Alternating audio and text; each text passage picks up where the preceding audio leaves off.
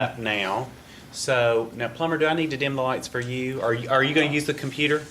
I can use it. I haven't done it with a little laptop before. Okay. I can figure it out here probably. I'll let Colin. Plumber. Right, look at that. Alright.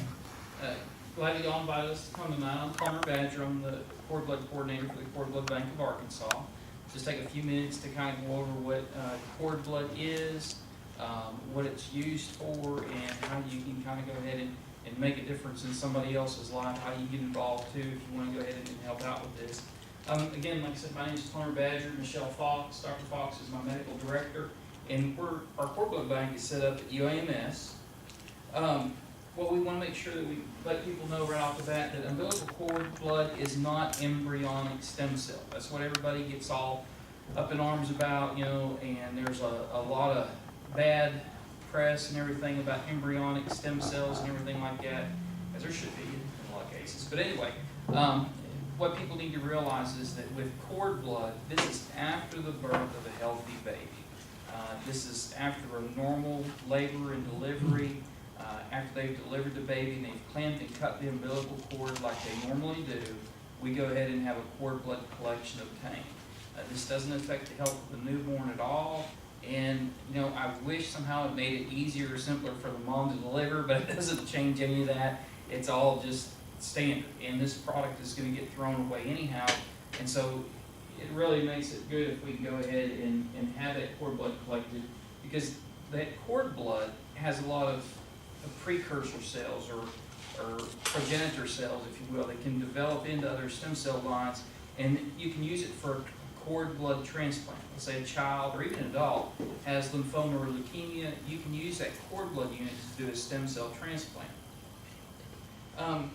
There's basically usually two different types of banks. There's usually a public cord blood bank or a private cord blood bank. The difference with the Cord Blood Bank of Arkansas is you do both. If a mom wants to do a public donation, it's completely free. If they want to go ahead and do private cord blood banking, if they have a strong history of cancer or leukemia, some kind of genetic disorder, something like that in their family, and they want to save it for possible use in the future, we can also do that. My medical director, Dr. Fox, wanted to go ahead and set up our cord blood bank up that way because, we're a nonprofit and we want mainly moms to donate. But if we go ahead and get privately banked units on families, that also helps offset our costs in the long run and helps keep us going. Milestones in cord blood banking: the first bank opened in New York back in 1992. Shortly thereafter, in '95, they had a for-profit bank. Between one thing and another, there was additional legislation and everything passed. And by 2007, the Cord Blood Bank of Arkansas was established. This was like one of the few and only bills probably that ever went through the Arkansas legislature that everybody voted for it. It wasn't one dissenting vote or anything like that. And in today's political world, that's kind of hard. But anyway, we opened up in April of 2011 for donations. And we got our first shortly thereafter. The act, what it did was, the way it set up the commission to oversee it, set it up so we can go ahead and do education like I'm doing tonight. And also there's a state income tax checkoff. If people want to go ahead and donate when you go to do your taxes and everything, you can donate part of your refund to the Cord Blood Bank of Arkansas. Now, as far as current uses for cord blood, mainly, like I said before, it's used to treat cancer like leukemia, lymphoma, red blood cell disorders such as sickle cell disease, thalassemia, bone marrow failure, aplastic anemia, things like that, some congenital metabolic diseases and immune deficiencies. As far as transplants goes, the first related cord blood transplant in a child occurred back in 1988. One moment. Can we put this board down because we can see everything from here? There we go. And then we put it back up. Thank you. That better? Yes. Okay. They did an unrelated one within 5 years. Again, with cord blood, since it is a smaller volume product and everything, initially they started going in children. In 2001, they showed that you could go ahead and use it for an adult transplant. And what they did was, basically, they would go ahead and identify a cord blood unit, or well, in an adult's case, cord blood units that had a similar genetic makeup. The patient would have their high-dose chemotherapy, and then for transplant, they would actually receive 2 or 3 cord blood units in order to get the cell count up high enough that the patient would have an adequate recovery. And at first, I think from talking to my medical director, it was one of those things, is this really going to work? Because you're not dealing with even at that a whole lot of cells. But what they found was that the larger of the units, that's what then the genetic makeup of the adult ended up being. And so for whatever other reason, again, cord blood, since they are immature cells, they basically became or Can mimic and more. everything. And anyway, that's what the genetic makeup tends to be then, is the larger cell count of the unit is then what overall then the patient ends up being. That's a nice thing about cord blood too, is the fact that it is immature. It's called actually adult cells is how they're considered. But they're immature enough, you don't have problems with what they call graft versus host disease and things like that. The immune system of those cells isn't as ingrained, and so they're able to go ahead and, I guess you'd say they are, they're able to differentiate into the right cells so that you don't have those problems with graft versus host disease. And I guess one of the questions I have, does everybody know what the graft versus host is? Has everybody heard that and know about that? Go ahead, next one. What happens with graft versus host disease It's a is that myeloma whenever a presentation. person has a stem cell transplant, what can happen is those cells that are infused in that person can turn around and attack that person.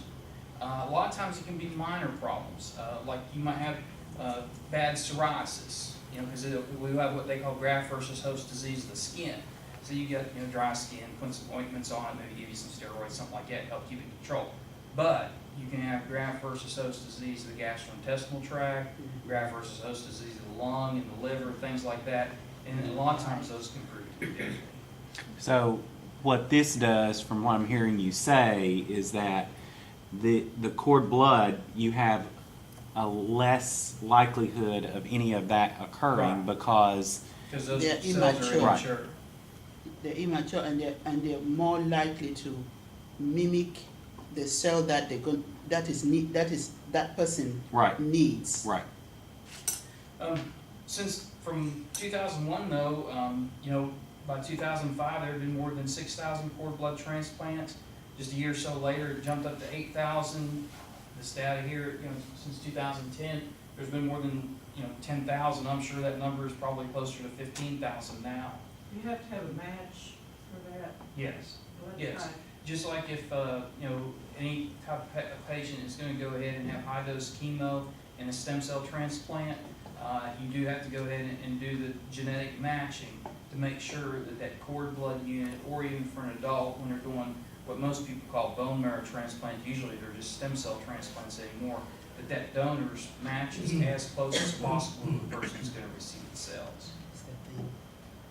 Um, Sorry, Plummer. Yeah. Isn't that something different too that makes this cord the sense that it can mimic? It just has to be as close as Right. possible. It doesn't have to be like the 8 of 8 match Right. on the HLA for adult stem cells. Because it's not an adult. Yes. Right. Huh. Because like she said, it mimics, or you could say it morphs, or whatever. Yeah. Because like I said, that immune system in those cord blood cells, it's not ingrained in those cells yet. So you're not worrying about the like I said before, the graft versus host disease, because once those cells are transplanted and builds up the red blood cells, white blood cells, and all that stuff, as that immune system gets built up, it doesn't recognize that it's been transplanted into that other person. So it considers it its own, So you're not having, like I said, problems with the graft versus host disease, the immune system attacking into the body. Well, with public cord blood banking, of course, we take and test all the tissue types to make sure that, the unit that we have, we know what we have, to make it simple layman's terms. You know, because you want a unit that, you know, you can turn around and like with us, our units, so long as they have a high enough volume and a high enough cell count, first and foremost, we're gonna store them for a future transplant. So if they're gonna be used for a transplant and they're in the National Merit Donors Bank, they need to be able to take and turn around and look, see, you know, can we match this unit? So all that stuff is done. Some of this isn't really relevant to our talk tonight, but some of the stuff we talk about, you know, as far as cord blood banking, the pros and cons, obviously like I just talked about with the HLA matching and all that stuff, the typing is all done. You know, just starting off a cord blood bank, it's a little expensive to go ahead and get one started. That was the nice thing about the legislature helping us out. With private cord blood banking, you know, that's where, you know, like I said before, a family wants to go ahead and store the unit back if they have, you know, some kind of cancer or genetic disorder in their family. You can go ahead and then use that unit for the original child or possibly another child or even a family member, so long as they match. My medical director is also real big into regenerative medicine. And so, you know, it might be very useful in the future for things we're not really currently using it for. There's a lot of studies now with cerebral palsy, childhood diabetes, and things like that. And it's not a, quote, cure-all, but there's a lot of promising results in the research that they're doing with that. So time will tell on that. The biggest problem with private cord blood banking is expensive. A lot of them, $1,800, $2,000 to do private cord blood banking. Our fee is like $1,399. And then you have a yearly fee. Ours is $120 a year, $10 a month is what it costs them to put it back. If you're looking at, you know, what's the likelihood of you ever using it, in general, it's about 1 in 20,000, 1 in 25,000, right in there, of you actually using that cord blood unit for a family member. So the simplest and the easiest thing to do is to donate, because that doesn't cost anything. It's completely free the way we have it set up at the Cord Blood Bank of Arkansas for moms to go ahead and donate.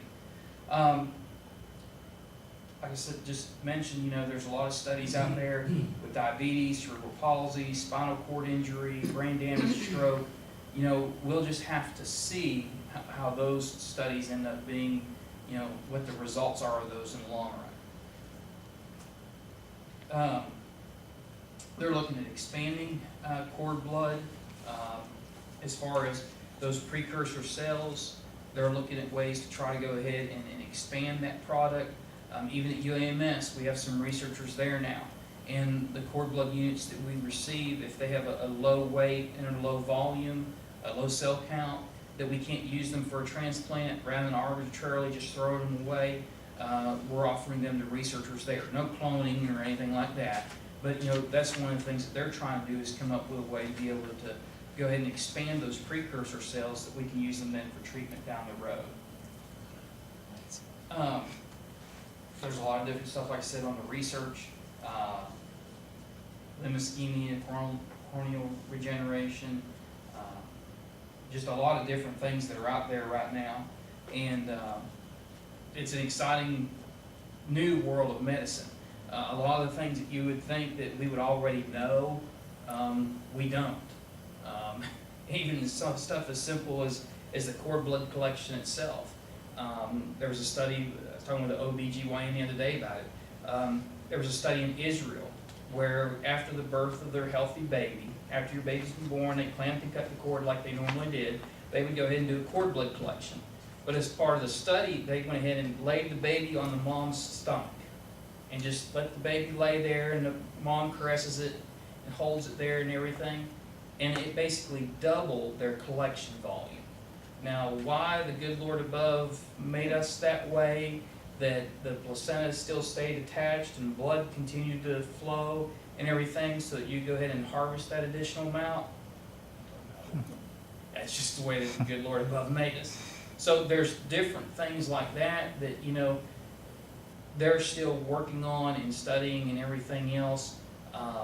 So it'll be real interesting to see, not only just on the transplant end, what we can use the cells for, how that will or won't change, you know, things that the OB-GYNs do on the cord blood collections. Yes, sir. On average, how much would you collect per umbilicus? We like to collect at least a minimum of 40 grams of cord blood when we're doing private cord blood banking. That being the fact that, you know, we're trying to store any amount that we can. If you have less than 40 grams of cord blood, you're really, by the time you pull the red blood cells off of it and everything else, there's really not much there to store. And if people are doing private cord blood banking, they have the option on whether or not they want to keep that product or discard it. The reality of all that is, though, it's probably better if we get like a 80 to 90 gram collection or above, you know, as far as for use down the road and everything else. You really need to get as much of a volume as you can initially, because then that determines what your final product is going to be. Obviously, the OBGYN, whenever they collect the cord blood, they can't affect, you know, the cell count of the product or anything like that. But that initial volume is, you know, what will make or break the product. And of course, too, for the OBGYN, it is practicing medicine. Like the other day, I went upstairs to pick up a cord blood unit. Well, the baby weighed 10 pounds, 2 ounces. Yeah, that would be Wow, mine. beautiful little girl. She looked like she could crawl out of a bassinet, you know.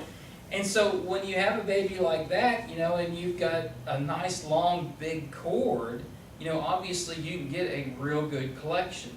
But, you know, if you've got a little girl who has a small cord and she weighs like 6 pounds, well, you know, there's not really much product there that the physician is going to be able to collect. So it's kind of, you know, you're going to get what you can get, and that's really going to be it there. So How do you make mothers aware, respective mothers aware of this? Do they have to sign papers ahead of time, or how does that work? What a mom does, if she wants to go ahead and donate, well, let me back up just a little bit. As far as the question about how we're getting word out there, in our clinics, we've got some of our flyers and posters and stuff like that in our clinics. And then we've done some infomercials for or public service announcements on TV and things like that. July was Cord Blood Awareness Month, and we had a luncheon over at the Governor's Mansion. We had a donation of $1 million to the Cord Blood Bank, and it established a chair for our department. What that means is when you have a chair for a department, that $1 million basically goes in the bank, and then like my medical director, Dr. Fox, then can use the interest off that to go ahead and do research, or if we want to go ahead and pay for donation kits so moms don't have to pay, you know, to donate and things like that, we're able then to go ahead and use that money to keep our program going. I guess if they would go through the obstetricians, that they would make the women aware of. Oh, yeah, yeah. UMS, we're getting a new computer system set up right now. We'll have it hopefully set up here in the next few months where it'll be automatic.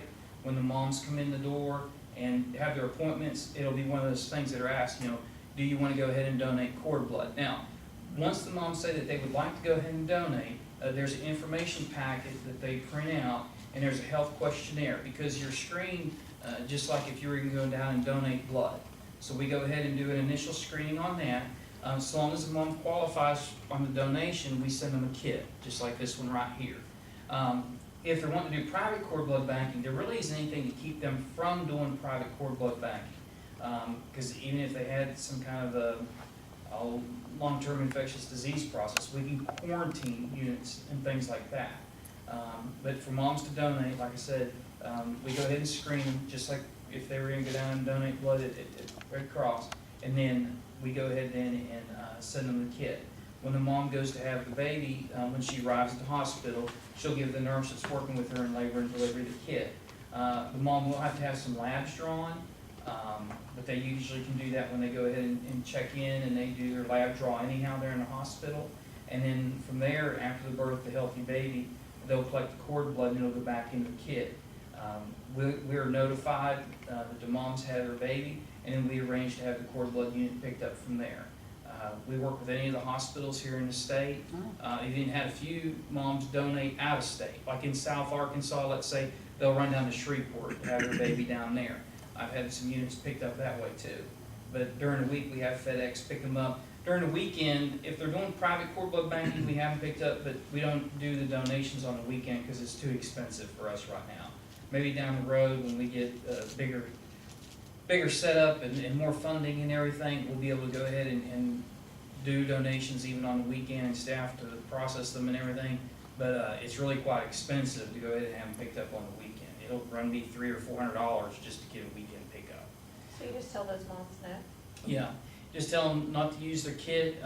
Once they get back home and things have settled down a week or two down the road, just give us a call, let us know that they didn't use their kit, and then I send them a self-addressed stamped envelope to return the kit to us. Because as long as they haven't been opened, we can go ahead and reuse the kit, and they aren't pretty expensive. We probably have, close to $150, $200 in a kit when everything's all said and done. Wow. That was really about it. You know, it's really quite simple. If any of y'all know a mom that's expecting, we would love to have them donate, because that is our main focus, is to get moms to donate. Doesn't cost anything to have them donate. I gave y'all a few of our flyers and things like that. I don't expect you to remember it, but our website is www.cordbloodbankarkansas.org. But what I tell most moms is, just remember cord blood in Arkansas. Just Google that. You know, if you Google cord blood in Arkansas, you'll see a couple UAMS information links and stuff like that, but then you'll see our official website. We've got everything on there for the moms. All they do is do just a real brief login and registration on the donate link, and they can print off the forms at home or at work, wherever, and then just send them in. So all of the OBGYNs are on board now here, or? Well, here at UAMS, you know, all the OBGYNs are on board on that end. You know, what we've gotten out, information out in the rest of Arkansas on that here and there, because like I said, you know, we're just kind of starting out on everything. I have not had an OBGYN yet say that they did not want to participate. You know, usually they're very good. If they know that the mom wants to go ahead and do a cord blood donation, they're more than happy to help. Because that's good for medicine, if you're looking at it from a physician standpoint. If you're looking at, you know, working with all your peers in oncology and one thing and another, you know, they're helping medicine. To think of a lot that was, you know, my kids could have collected then, but we didn't know how to use it. Yeah. How many did you have donated last year?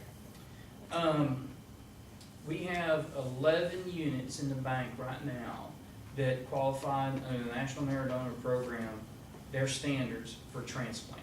So they're in the bank right now.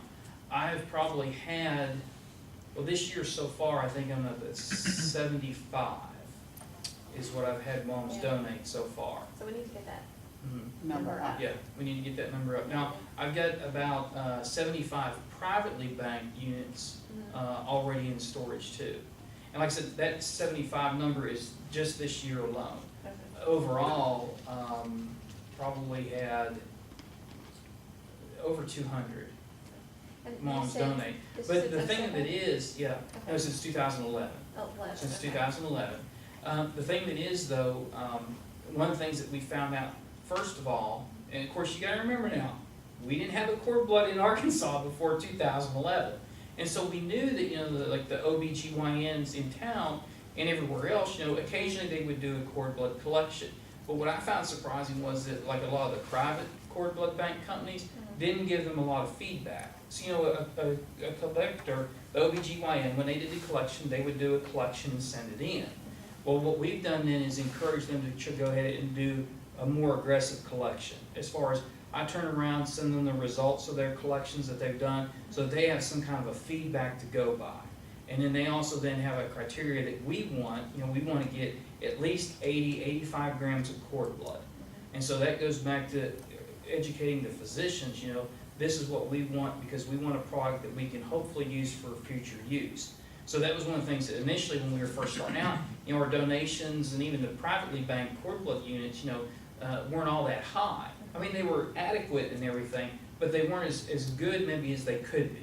You know, like I said, because we're new, we're just starting out, and like I said, the OBGYNs weren't getting a lot of feedback. Well, we've noticed since then, you know, with sending them out letters and everything, a couple of our doctors at UAMS come up with a technique. I told them we ought to call it the M&M technique, because it was Dr. McKelvey and Dr. Manning came up with it. But basically, they'll milk the cord to increase the flow and everything, and that has really helped on the volume of our collections. Yeah, big difference there. And that's just one of those things where, you know, when you think about it, okay, so if you're starting out a cord blood bank and nobody else is doing it in Arkansas, you know, you're going to come up with things like that that you learn as you go along. Right. That's fine. That's to be expected, you know. And it'll make it'll make it better for, even if a mom is signing up for private cord blood banking, you know, it's gonna turn around and make it better for them because the physicians, as they're getting more and more comfortable with this, are doing a better and better job. So that's good for Arkansas. Yeah.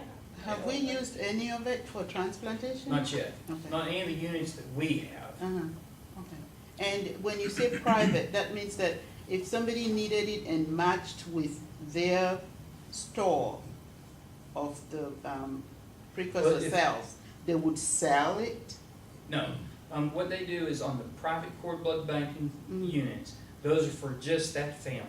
Okay, You know, that's Okay. it, you know, as far as that goes. When those units, whenever they